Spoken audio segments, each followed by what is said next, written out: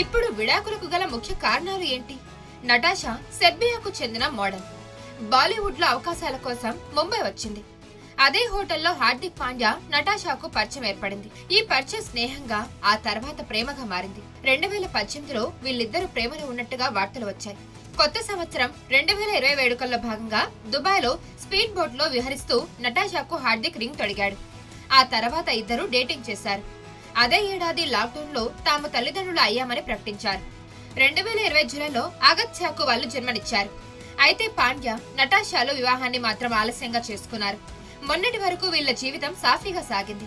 తాజాగా నటాషా తన ఇన్స్టాగ్రామ్ ప్రొఫైల్లో హార్దిక్ పాండ్యా పేరు తొలగించడంతో వీళ్ళిద్దరి మధ్య విభేదాలు ఉన్నాయని నెట్టింట ప్రచారం మొదలైంది.